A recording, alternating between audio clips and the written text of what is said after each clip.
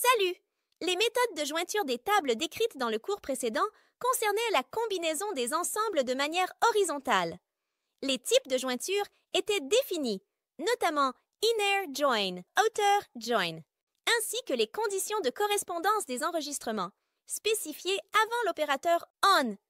Dans des tables jointes, le résultat était un ensemble d'éléments décrits par toutes les colonnes, attributs, combinaisons par rapport aux colonnes. C'est pourquoi une telle opération s'appelle une jointure horizontale. Le deuxième groupe d'opérations sur les ensembles concerne les opérations verticales, à savoir union, l'union des ensembles, intersect, la soustraction des ensembles, except, l'intersection, partie commune. Dans ce dernier chapitre, nous allons voir comment, dans une seule requête, effectuer plusieurs opérations sur des ensembles. Par exemple, de combiner, avec union, les résultats de deux requêtes SQL à partir de deux tables différentes. Alias pour les tables. D'abord, une petite parenthèse sur l'utilisation des noms de tables dans les requêtes SQL. Comme dans le cas des noms de colonnes, nous pouvons remplacer les noms de tables dans la requête par des noms inventés par nous-mêmes, d'une certaine manière écrits à la main. Parfois, c'est beaucoup plus pratique dans une requête où il y a plusieurs tables à joindre avec des noms longs ou difficiles de les remplacer, par exemple, par des symboles A, B ou C, en facilitant ainsi les choses. Il existe également des situations que vous découvrirez bientôt où l'utilisation d'un alias pour le nom de la table est indispensable. L'alias de la table est donné de la même manière que celui de la colonne, par exemple. Select nom x.not from jeu as x join film as y on x.nom égale à y. Relation jeu. De cette façon, dans cette requête, la table jeu a été associée au nom temporaire x et la table films a été associée au nom y. Dans cette requête, vous pouvez utiliser les symboles x et y comme des noms complets des tables correspondantes. Par ailleurs, le mot-clé as dans l'attribution d'alias aux noms de colonnes et de tables est facultatif, c'est-à-dire que dans les deux cas, vous pouvez l'omettre. Par exemple, select nom x.not, ma note de jeu, from jeu, x join films, y on x.nom égale à y. Relation jeu. J'ai supprimé as de la requête, mais cela fonctionne de la même manière que dans l'exemple précédent. De plus, j'ai accordé à la colonne x.not le nom, ma note de jeu. Pourquoi joindre deux tables si on peut avoir tout dans une table? Suite à cette question pas trop astucieuse, nous arrivons à self-join, l'idée de joindre une table à elle-même. Self-join utilise une clause join régulière avec la même table des deux côtés du mot-clé join. Cela pose un problème pour spécifier les colonnes dans la requête, car dans les deux tables jointes, elles ont les mêmes noms. C'est précisément le cas où l'utilisation de deux alias différents pour le nom de la table est nécessaire et résout l'ambiguïté des noms de colonnes. Par exemple, pour effectuer une self-join sur la table jeu, vous pouvez écrire select à point, nom, B point, nom, from jeu, adjoin, jeu B, on. À partir de maintenant, vous pouvez considérer les tables A et B comme deux tables distinctes et les joindre avec n'importe quelle méthode que vous connaissez déjà. Premier exercice. Depuis la table échiquier, X, affichée dans une colonne nommée pièce, le nom de la pièce est dans la colonne nommée rangée, la rangée de A à H, sur laquelle la pièce se trouve. Si la pièce n'est pas présente dans une des rangées de l'échiquier, la colonne rangée ne doit pas afficher de valeur nulle. Et voici la solution. Select B.px, pièce A.px, rangée from échiquier X à left join, échiquier X, B, onb.rx égale à A.id, where, pièce not null, order by, rangée. Ne vous inquiétez pas, nous allons vérifier cela dans sklearnline à la fin du chapitre. L'opérateur union. OK, jusqu'à présent, la jointure consistait à joindre des colonnes de différentes tables ou, en d'autres termes, à joindre dans un même enregistrement des champs de différentes tables. Maintenant, nous allons essayer quelque chose à 90 degrés différents. Nous allons, à une table, coller des lignes d'une autre table verticalement. Cela semble assez simple, et c'est effectivement le cas. Deux choses à retenir lorsque vous joignez des tables de cette manière. Le nombre de colonnes doit être le même et les types de données dans les colonnes correspondantes doivent être identiques dans les deux tables. Pour réaliser une telle jointure de table, on utilise les opérateurs union et union all. La différence entre eux réside dans le fait que Union élimine les enregistrements dupliqués de la table résultante. Fonctionnant donc de manière similaire à Distinct, en ne conservant qu'un seul enregistrement parmi les doublons, tandis que Union All conserve les doublons.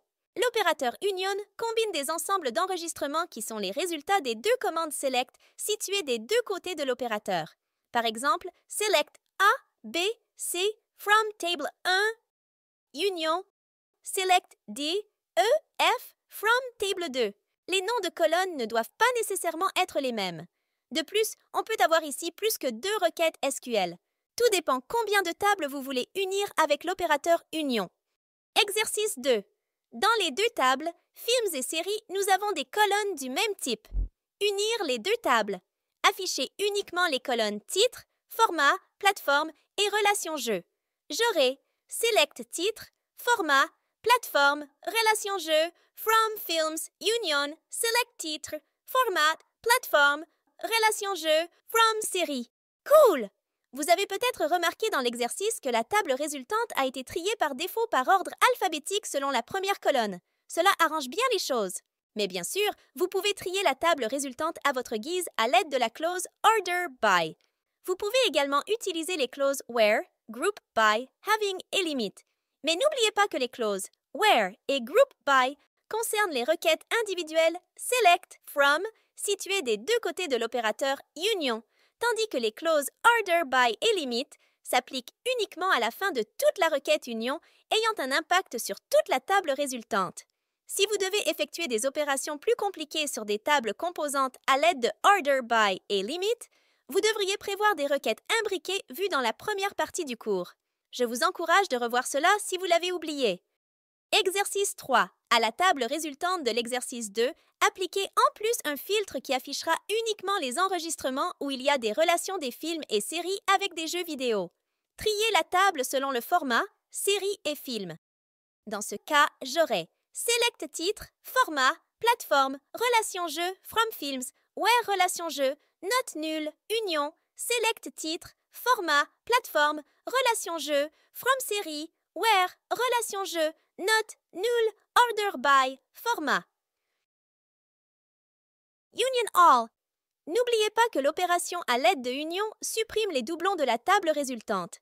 Si vous comptez de conserver les doublons, utilisez l'opérateur Union All. Intersect. Vous allez découvrir encore 2 autres opérateurs qui ne joignent pas vraiment les tables. Cependant, en raison de leur ressemblance frappante avec l'opérateur Union, ils méritent, dans une certaine logique, de les mentionner ici. L'opérateur Intersect compare les ensembles d'enregistrements de 2 requêtes Select et renvoie les enregistrements qui sont les mêmes dans les 2 ensembles, éliminant les doublons. Par exemple, revenons à nos tables A et B de l'échiquier. La requête suivante, Select PA from A intersect Select PB from B, m'affichera uniquement l'enregistrement avec la case vide. Except. Cet opérateur, tout comme intersect, compare les ensembles d'enregistrements de 2 requêtes Select, mais renvoie les enregistrements du premier ensemble qui ne sont pas présents dans le résultat de la deuxième requête. Il élimine également les doublons. Reprenons l'exemple précédent. La requête Select PA from A except Select PB from B nous affichera tous les enregistrements de la table A, à l'exception de la case vide, seulement les figures noires. Et pour résumer, faisons un petit exercice, l'histoire de valider vos connaissances de cette partie du cours. En revenant au premier exercice de ce cours, cette fois j'ai préparé une autre table nommée échiquier Y, dans laquelle la position des figures d'échecs doivent être notées par rapport aux colonnes et non aux rangées comme dans le cas du premier exercice. Utilisez la jointure self-join et l'opérateur union pour spécifier la position X, Y de toutes les figures d'échecs sur l'échiquier Y. J'aurai comme solution select B.P X pièce A point P X rangée from échiquier X A left join échiquier X B on B point R X égale à A point ID where pièce note nulle union select B.P Y pièce A point P Y rangée from échiquier Y A left join échiquier Y B on B point C Y égale à A point ID where pièce note null. Ok, validons tout cela dans SQLonline. D'abord, les exemples avec les alias. La requête avec as, OK et sans as. De plus, à la colonne Xnote, j'ai associé le nom, ma note de jeu. Pour rappel, vous pouvez aussi utiliser distinct pour éliminer les doublons comme dans cet exemple. Exemple avec union de deux tables A et B sans doublons. Et comme vous voyez, cela m'a automatiquement trié par ordre alphabétique. Exemple avec union all de deux tables A et B avec doublons. J'ai bien ici 2 fois case vide. Exemple avec intersect de deux tables A et B. Résultat, case vide. Exemple avec except de deux tables A et B. Oui, j'ai ici seulement les figures noires comme résultat de la soustraction des deux tables. Passons maintenant aux exercices.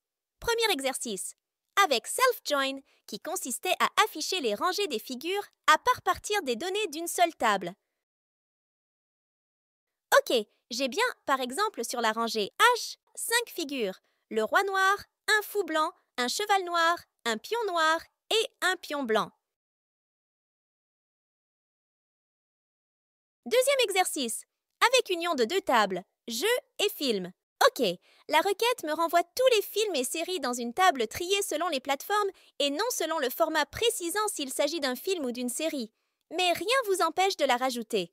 Considérez cela comme un exercice facultatif. Troisième exercice, avec l'opérateur union et l'application des filtres. OK, pareil. Je n'ai pas la colonne format, par contre, j'ai tous les films et séries ensemble triés selon les noms des plateformes, comme vous le voyez. Exercice 4. Utilisation de la jointure. Self. Join et de l'opérateur union pour spécifier la position XY de toutes les figures d'échecs d'un échiquier. Voilà, cela m'a sélectionné toutes les positions des figures de l'échiquier. J'ai bien le premier cheval noir sur B4, le deuxième cheval sur H5 et par exemple la tour blanche sur F3, la reine noire sur D1 et le reste semble aussi correct. Voilà, c'est la fin de cette deuxième partie du cours SQL. Si ça vous a plu, merci de laisser un petit like et n'oubliez pas de vous inscrire à la chaîne de Gregoo School pour être au courant de nouveaux vidéos concernant SQL et les bases de données. L'étape suivante sera de vérifier et de comparer le fonctionnement de toutes les requêtes apprises durant ce cours sur les moteurs de base de données PostgreSQL et MySQL en utilisant les mêmes bases de données, jeux, films et séries. À très bientôt!